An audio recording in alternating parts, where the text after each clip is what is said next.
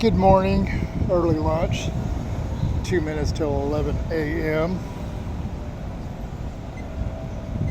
Biscayne Dog Park, Miami, Florida.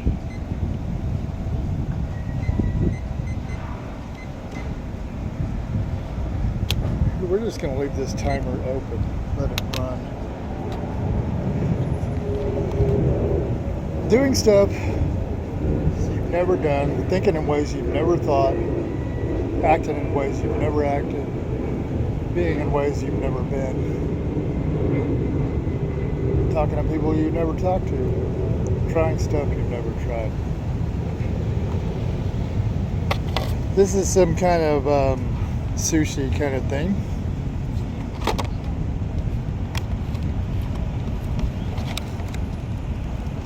And as from being from the foothills of Missouri, in the NEO, northeastern Oklahoma, man, they really put this stuff on here. But anyways, I've never tried this before. Not this in particular kind. I've tried some similar stuff. Right before I left the NWA, the neighborhood market we had, of course, Walmart's is consistently trying new things. Constantly. They get it working, boom, it's integrated. They don't, boom, they cut their losses, move on, try the next thing. I mean, things there in Bentonville, you'll see so many things happen. You can walk in one of their stores and you can walk in and out of it like every day for, and see it basically the same, and then one day it's like, boom, it's like almost the whole damn thing's different. It's amazing what people do behind the scenes. It'll blow your freaking mind, man. Blow your mind. It's like so good at just trying, failing, regrouping, you name it, and do it so quickly and do it in front of people and they don't even know it's happening. That's what I'm talking about right there. I guess you'd call that innovation. But anyways, I am having a hell of a time getting this wrap off here. But anyways, what I was wanting to say was,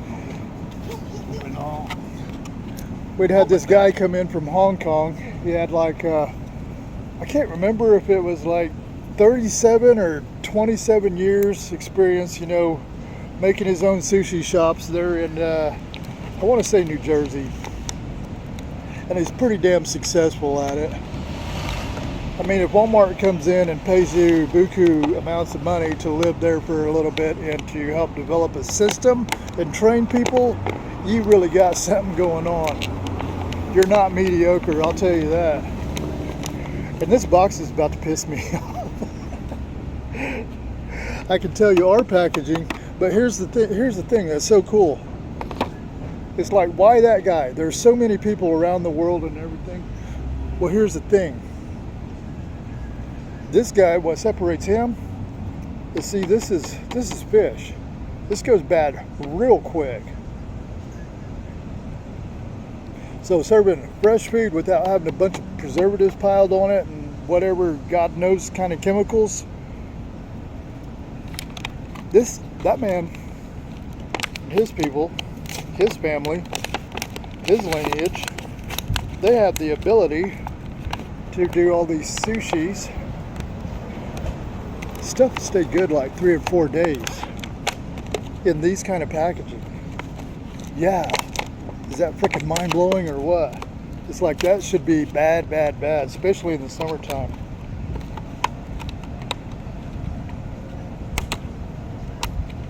But anyways, they got it working and up and running, and I did try a couple other things, and I've talked to some people that do know about sushi and know about high dollar, expensive sushi, and they all said the same thing, that it's well better than just decent. It's good.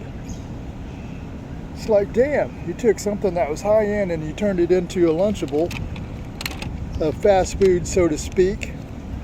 Soy sauce, we're not going to put none of that on there. I'm not that kind of person. I've tried it several different ways and several variations. Me and soy sauce, we don't get along. Nothing personal, just preference. Let's try these little chip chops, whatever they are. Looks like we got some ginger or whatever it may be. I love that stuff. It's like magic. Let's take a bite. Texture, soft, kind of wobbly. Yep, it smells just like what we had going on. I say we, I don't even work for them anymore. In my mind, I still do. No matter where I go, that'll always be part of me. Did exactly 1 year there. That'll always be part of me. I'll always consider myself part of them. Because you know why? Because that's what Walmart does to people. If you play the role, if you act the role that they assign you, you don't have to go above and beyond or nothing like that. If you just do the simple things that they ask you to do, they will take care of you in just such a great way. Not only that, they will make it extremely hard for you to walk away. Extremely. Not hard to walk away, but extremely hard to walk away, because they will give you all the reasons to stay with them. So let's try this.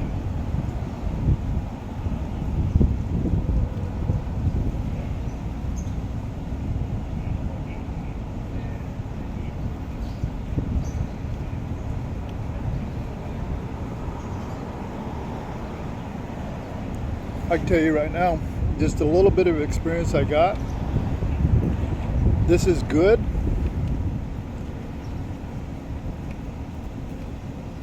And I'm going to say it ranks somewhere just a little bit. I know about sushi, so I can't give too good of an opinion on it. But the little bit I know about this seafood, what we got going on in Bentonville, that's kind of hard to compete with this, because this is seafood that's from right here. It's super fresh. But you know what we got there? You can still taste the water in it. And what I mean by the water, the fishiness, the freshness. And that's where everybody else just completely fails 100%. And I mean by 100%, I mean literally 100%.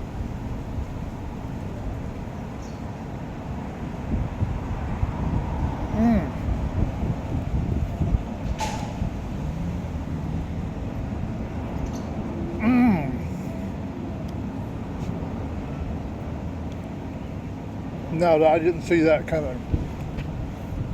Let's marinate on this for a minute.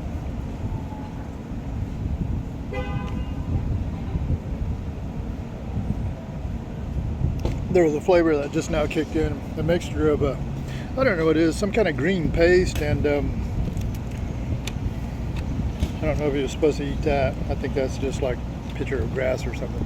Anyways, their ginger, I just got a good bite of it. Hey.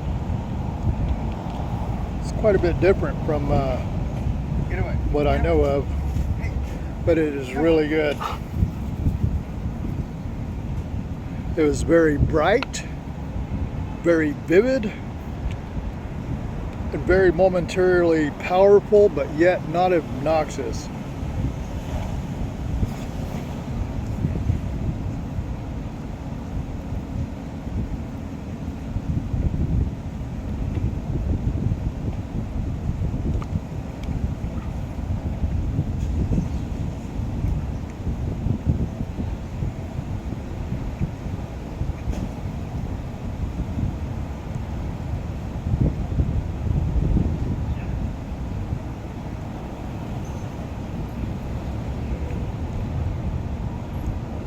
This is really good.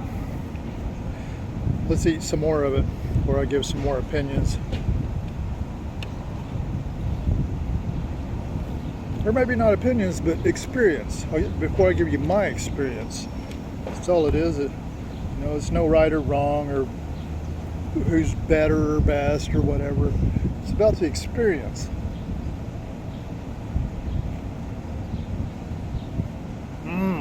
There it is again. I'm going to try to articulate that in a minute. That last one I ate, it didn't have it, but the one before it, it did. And this one had it too, just now.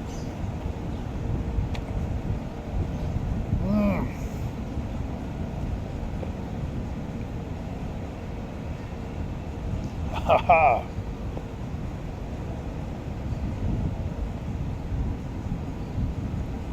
There was that flavor again. It was like really loud and bright.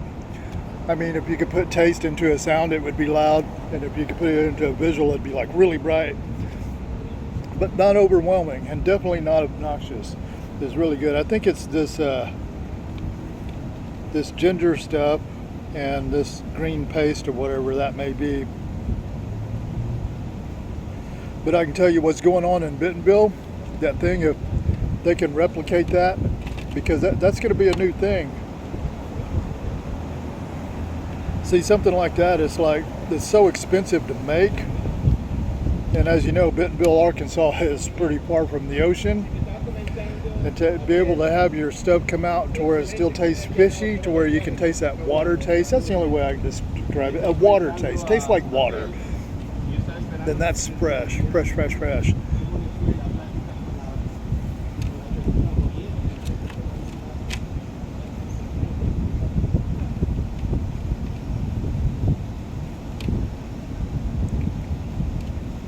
That was weird.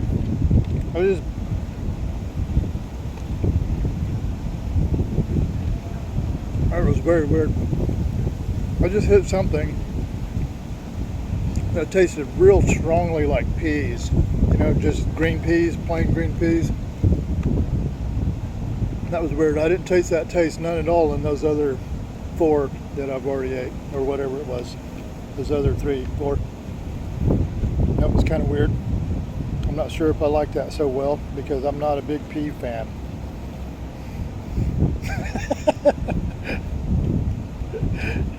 All right, we need to watch our terminology. I'm a writer, not a talker, okay? Let's try this baby.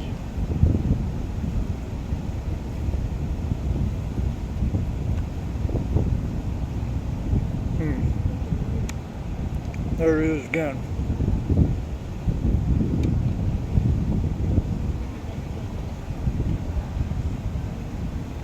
But you know what's so crazy?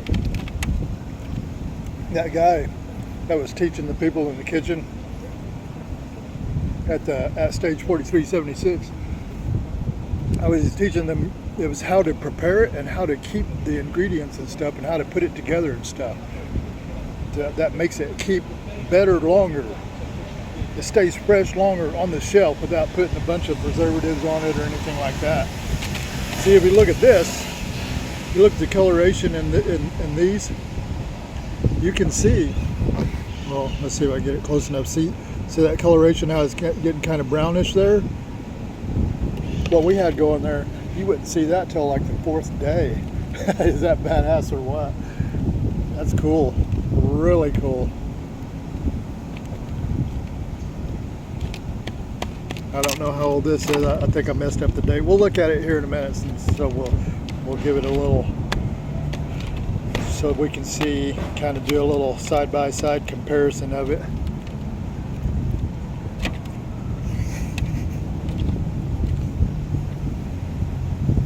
God, I can't wait to get my food.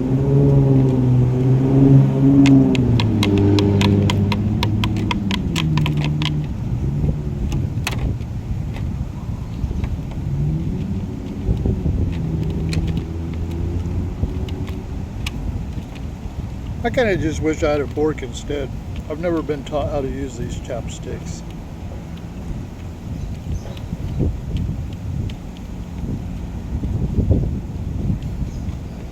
But that ginger and that paste stuff's really good.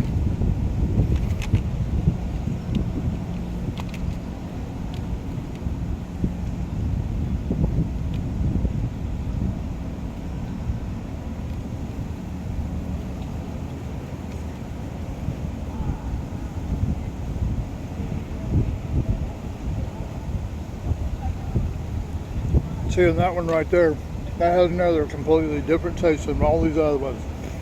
That makes 2 of them. That one there.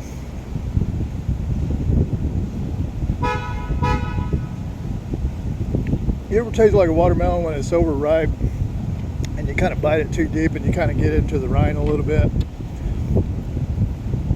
That's what that last one just kind of tasted like. That's what it reminded me of. So we got 2 little flavors that popped out there that seemed like they didn't belong there. The one tasted like a can of peas that's been canned for God knows how long, sitting in water, and that weird not cool watermelon taste. I don't know, somebody might like that kind of watermelon, but not me.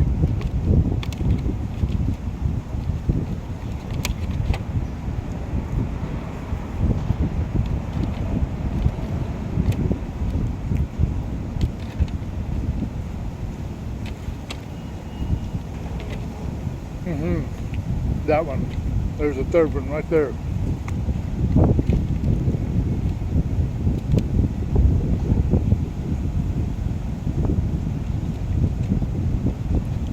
There were like 3 of those.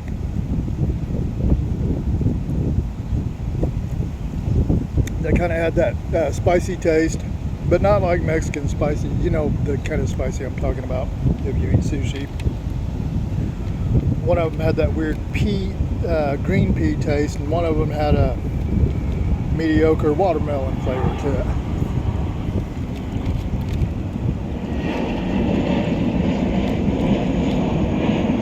Oh, there's the culprit right there. There it is. It's in that green paste. Bam.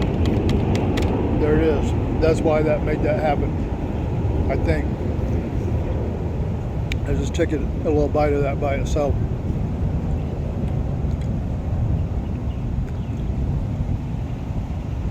Yeah, I think that's what did it.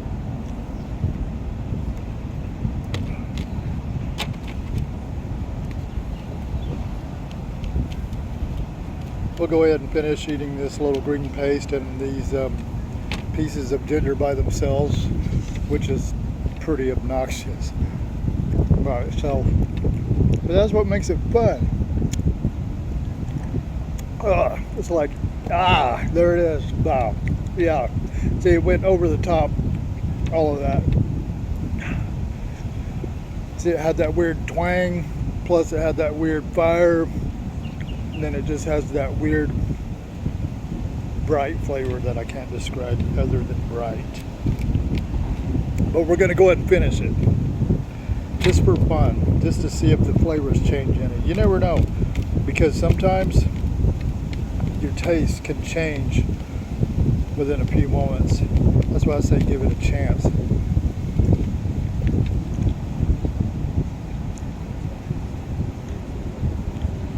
Nope, it's still obnoxious by itself. Yep.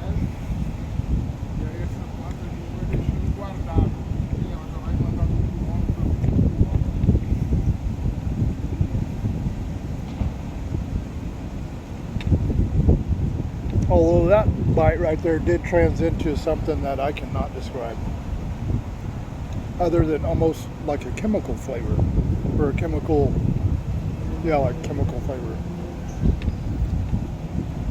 Like if you accidentally splashed acetone in your mouth and spit it out real quick, somehow. God knows why you'd have that actually happen in your life.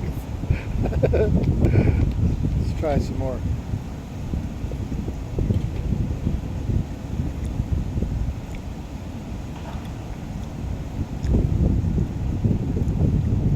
See, that was weird. It wasn't obnoxious at all. Let's take a bigger bite. I think it's because we're running out of this green stuff. See that little green paste thing? Just dip it in that distilled ginger or whatever it was with that. Try it again.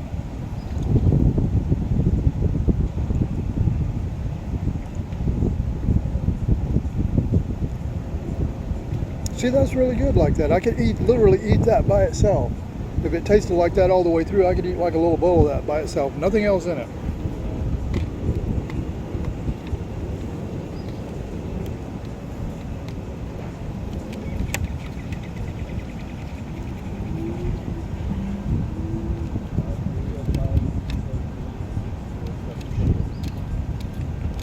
All right, very last bite. Scrape up all a little bit of it. Bam, there it is.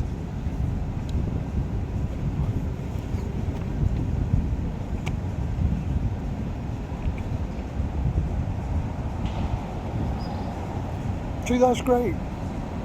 This one almost has like a little hint of lime to it, almost like just a smidge of a little sweet lime with natural sugars.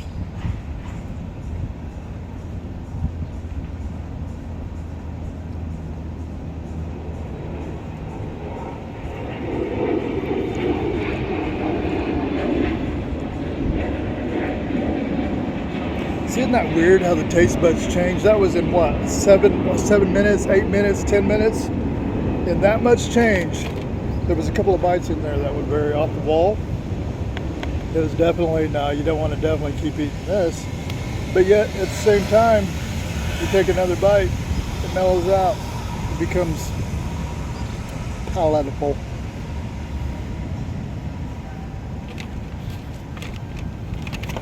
Pretty nice little Chinese decoration, Japanese, whatever it is in there. That's pretty cool.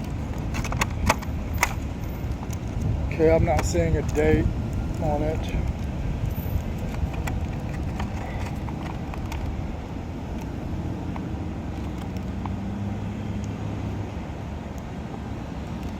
It does say prepared fresh daily. So we got that down. Oh, and there's a little thing. It says this is art food. See, it's art food, whatever that means.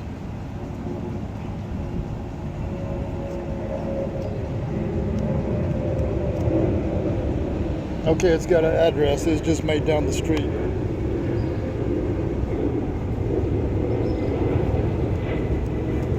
Dang it, I wish I wouldn't have messed up that label there trying to pull that off so we could read it. We'll know to do that next time. We'll try something else. Perishable. Okay, see, these guys are saying you want to eat it the day that it's packed, which is true. That's what we know, but getting past that. Oh, here's the sell date. There it is. Bam. See, they're claiming it can go 4 days out too. But here's the difference that makes the difference. Up there in Bentonville, Arkansas, that's a long ways from the ocean and ingredients. And it takes a long time to get it there. So it's like their window of keeping it fresh for 4 days, that's easy. That's not impressive. I mean, it's kind of impressive since how hot it is out here and humid and everything. It's impressive if you look at it from that point of view. But if you look at right smack in the middle of Bentonville, Arkansas, the 4-state area, you can have your stuff coming out. It's tasting fresh any at all, even on the first day, to where you can still taste like that water taste to it. Then you got it going on.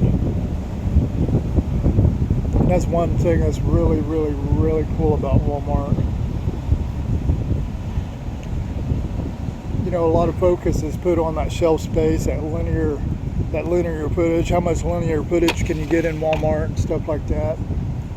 That's really not where the power play's at. The power play is from the source to the warehouse to the store, and all those channels, and all of those channels and all those little stops, and mapping that out and all the details of that. That's what you're paying for.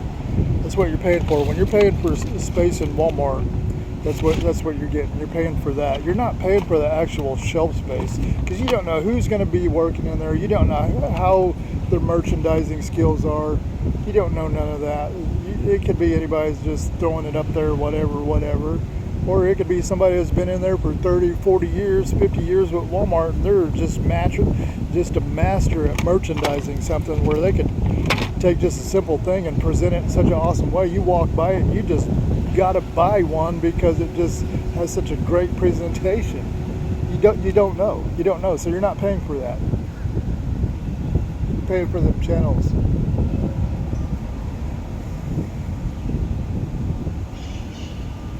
Nathan Walton, that's how you get into that. I never even knew about these things until I started working for Walmart. And once you see that stuff, it's hard to unsee. There's things happening inside the stores. You don't even know it's happening. You could be a customer of Walmart all your life and you won't even know these things are going on. They'll be happening right in front of your face at your local store that you've been going to for years and years and years, and you won't even know it's happening or even happened. That's what's really cool. Really cool. Anyways, it was fun having lunch with you. 25 minutes. I did knock out, I think, a 45-minute timeline for today's lunch, just to kind of give myself a break, aka a small hour instead of 30 minutes. Get back to work. We'll go into some organizing. Creative mind's already gone for the day. Creative mind is where you're in tune, like with your gut intuition, your mind intuition, your body intuition, the earth intuition, the spirit of the universe intuition, your heart intuition, your head mind intuition, all those things. For some odd reason, it's somewhere around 2 to maybe 3.5 hours. I've never had it go more than 3.5 hours so far. But it's like when the mind and all that working together is really malleable, it goes together with formless substance, and you come up with things you never thought before. You can write down things you've never written before. You can put things on paper you have never read before or even heard of. You can press in on those ideas, and then you can flesh out a paper from there. And then from that paper you can flesh out something more if need be. But most generally, for the most part of the day, once that's gone, within that couple hours or so, you just got that power of organizing and reshuffling, editing, whatever. And it's going to be great to come to a point where I can wake up every single day, and that first 3.5 hours goes to the malleable co-creator state. That mode of expression, instead of jumping up and then going to work and then work 5 days and then take your days off and use your days off for using those 2 highly valuable and precious days of those moments. You got like maybe 6 hours at tops of creative mind on your version of Saturday and Sunday or whatever. Man, it'd be a really, really great thing to be standing in where you wake up and you have like 5-hour work days, period. Because that's all you need when you're a creator. See you in the funny papers.